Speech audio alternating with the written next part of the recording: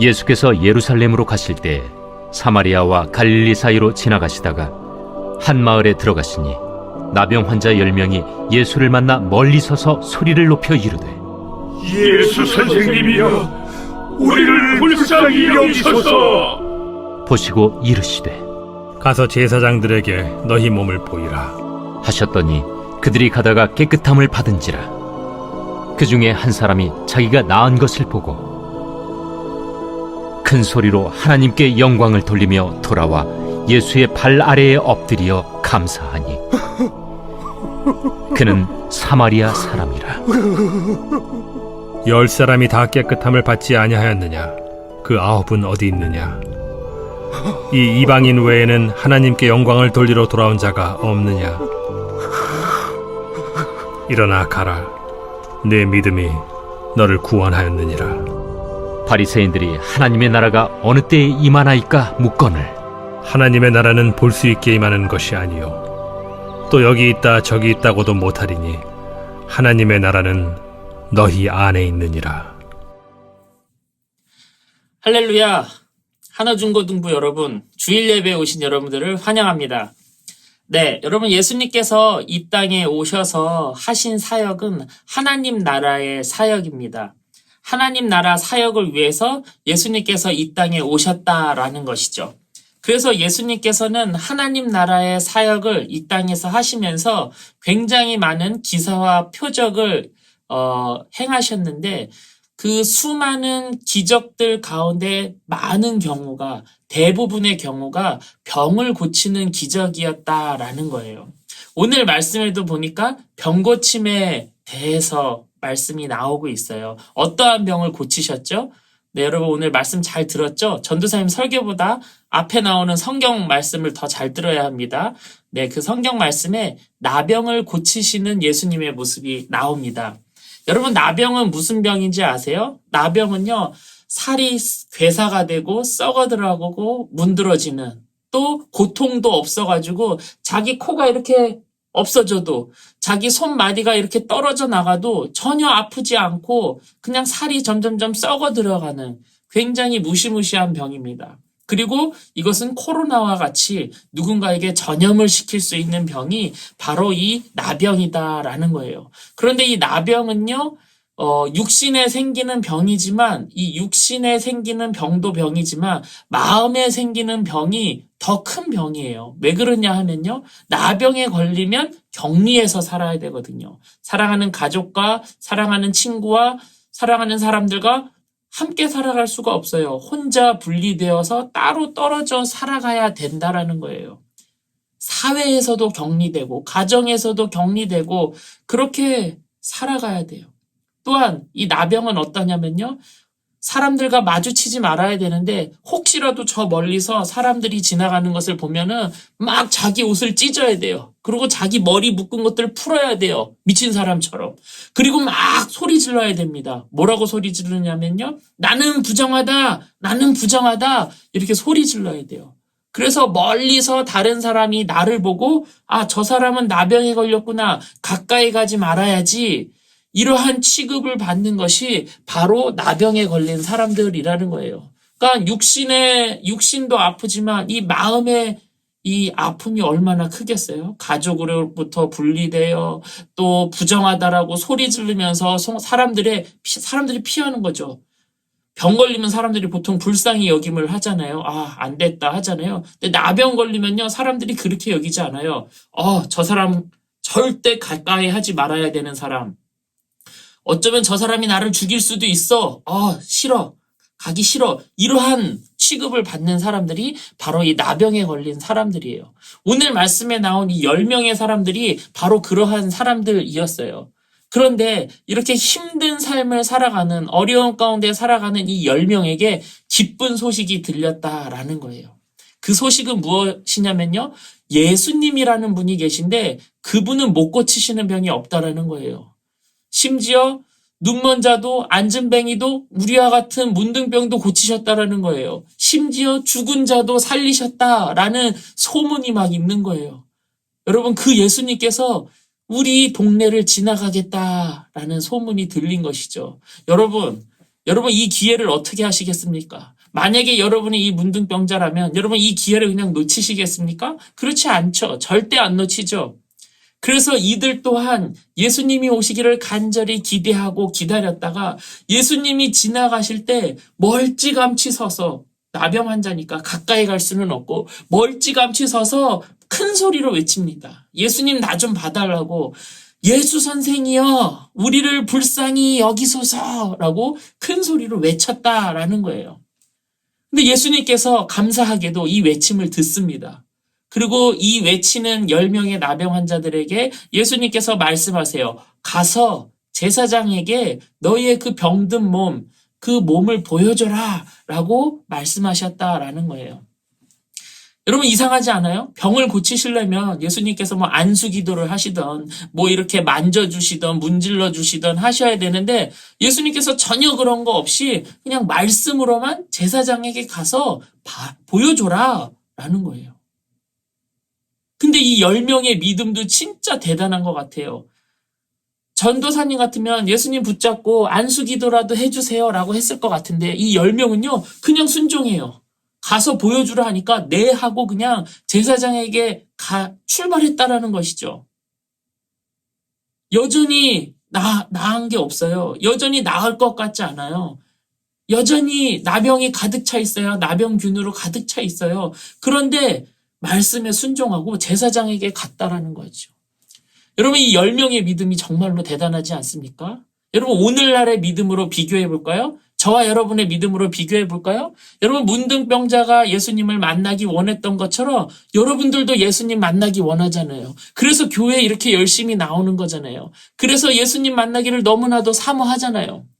그리고 이 10명이 부르짖었던 것처럼 여러분 힘든 일 생기면 어려운 일 생기면 여러분이 할 수 없는 해결할 수 없던 문제가 생기면 예수님 앞에 가지고 나아가잖아요. 그리고 막 부르짖잖아요. 고쳐달라고 막 하잖아요.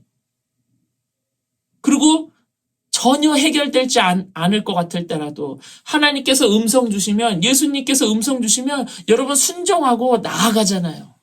여러분 이것이 얼마나 큰 믿음입니까? 여러분 이보다 더한 믿음이 어디 있냐라는 것이죠.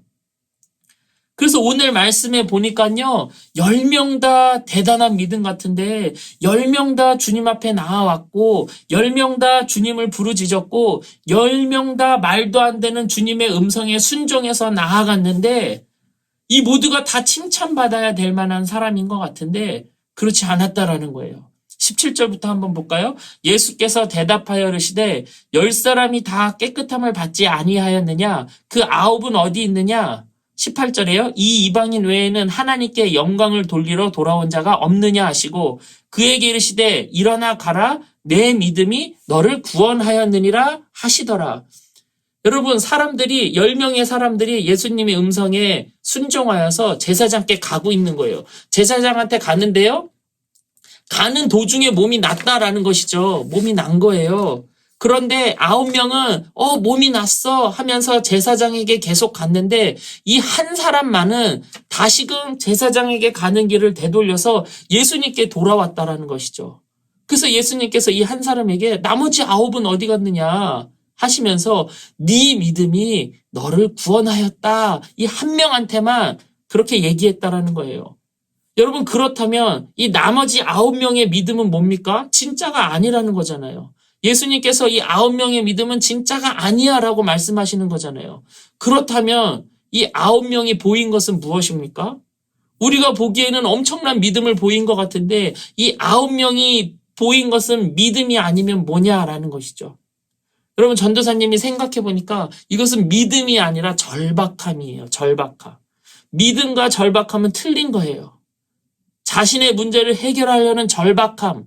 이미 예수님께서 많은 병고침을 하셨다라는 이야기를 들었어요. 이미 우리와 같은 문둥병자도 고치셨다라는 이야기도 들었어요. 심지어 죽은 자를 살리셨다라는 이야기도 들었어요. 그래서 나아간 거예요. 그래서 부르짖은 거예요. 그래서 순종한 거예요. 왜요? 내 병고침을 위해서. 지금 나한테 있는 문제를 해결하기 위해서. 다른 건 없어요. 나 때문에 간 거다라는 것이죠. 단지 나의 병고침을 위해서 갔다라는 거예요. 주님을 위해서가 아니라 하나님 나라를 위해서가 아니라 하나님을 위해서가 아니라 그냥 내 병고침을 위해서 나아간 거예요. 그러니까 자기 것들이 이루어지니까 자기가 목적으로 삼았던 병고침이 이루어지니까 어떻게 합니까? 주님께 나아오지 않아요. 더 이상 부르짖지 않아요. 더 이상 주님께 엎드리지 않아요. 그냥 병고침이 자신의 목적이었기 때문에 그랬다라는 것이죠. 혹시 여러분들은 예수님께 왜 나아갑니까? 혹시 여러분들은 예수님께 왜 부르짖습니까? 여러분, 만약에 예수님 때문이 아니라, 만약에 하나님의 나라 때문이 아니라, 만약에 하나님의 영광 때문이 아니라, 내 중심에 내가 원하는 어떠한 것 때문에, 내 만족을 위한 신앙생활 때문에 그렇게 나아갔다라면, 여러분, 우리는 그 9명의 나병 환자들과 다를 바가 없다라는 것이죠. 여러분, 여기서 중요한 거예요. 여러분, 잘 기억해요. 여기서부터. 여러분, 믿음의 본질은요, 내 중심이 아니라는 거예요. 믿음의 중심은요, 하나님 중심이에요. 믿음의 본질은요, 내 중심이 아니라 하나님 중심이다라는 거예요.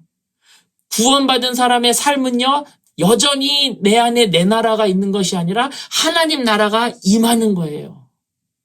여러분 믿음 뒤에 숨어 있는 것이 여러분을 향한 것입니까? 아니면 하나님을 향해 있는 것입니까? 이것을 잘 봐야 된다라는 것이죠. 여러분은 믿음이 있습니까? 아니면 여러분이 해결하고자 하는 병고침과 같은 어떠한 좋은 대학에 가야 하는 돈을 많이 벌어야 되는 그러한 문제들이 있습니까? 지금 하나님께 나아가는 이유가 나의 문제를 해결하기 위해서입니까? 아니면 나아가는 이유가 하나님 자체에 있어서 나아가는 것입니까? 여러분, 나한테 목적이 있잖아요. 내 것이 채워지면 하나님 안 보이는 거예요. 예수님 보이지 않는다라는 거예요. 병고침보다 더 중요한 주님을 봐야 하는데 우리는 주님은 보이지 않고 병고침만 보인다라는 거죠. 내 문제만 보인다라는 것이죠. 그래서 여러분, 우리는요, 주님을 잊어버리면 끝나는 거예요. 제가 지난주에 뭐라고 설교했죠? 해답은 예수님이에요. 예수님 빠져버리면 우리의 믿음은 아무것도 아니에요. 암만 교회를 열심히 다녀도, 아무리 열심히 예배당에 나와서 기도로 부르짖어도, 기도로 3시간, 4시간 하루에 기도한다 하여도, 아무리 말씀에 나와 있는 대로 내가 순종하며 살아간다 할지라도, 여러분, 나한테 예수님이 빠져버리면, 여러분, 우리는 이 9명과 다를 바가 없다라는 것이죠.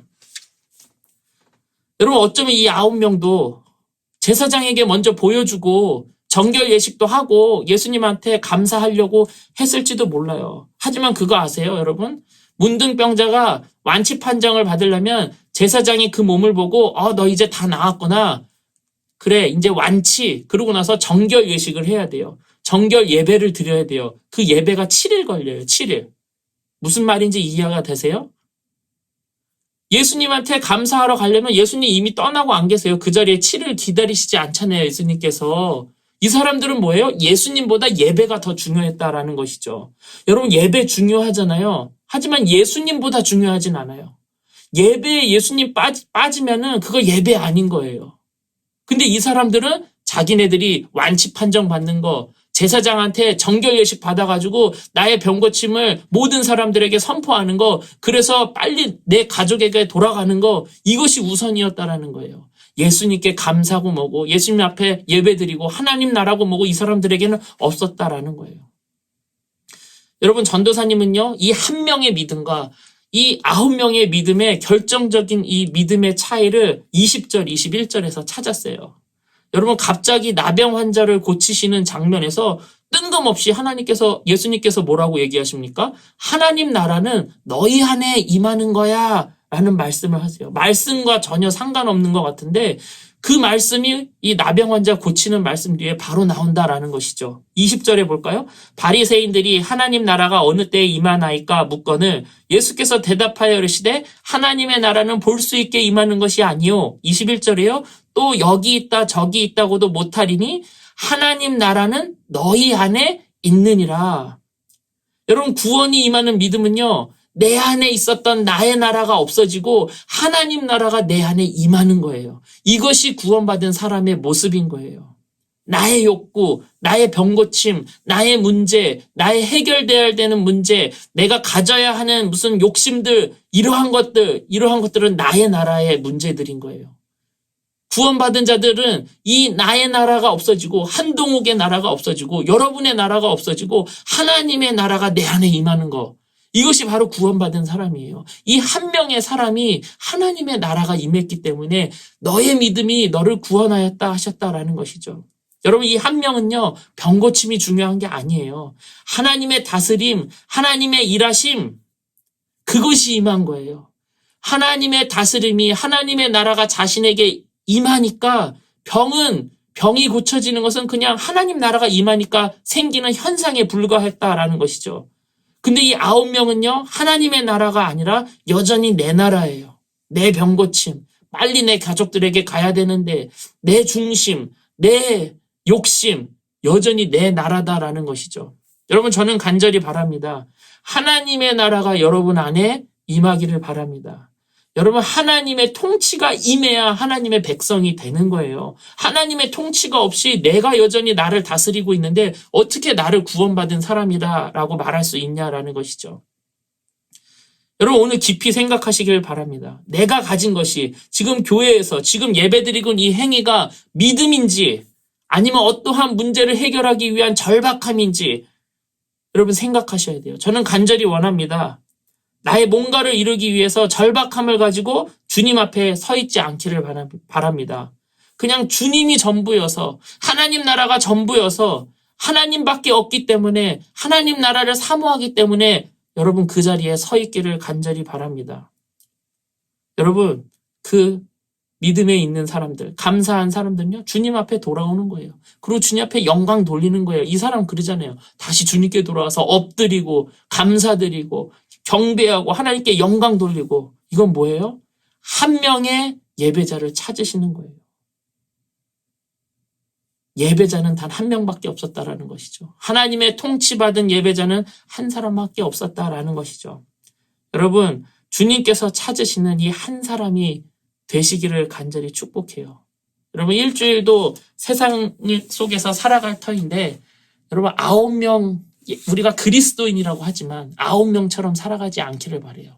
이 한 명의 사람처럼 하나님의 통치를 받은 하나님의 백성처럼 살아가시는 우리 하나중고등부 친구들 되시기를 간절히 축복합니다.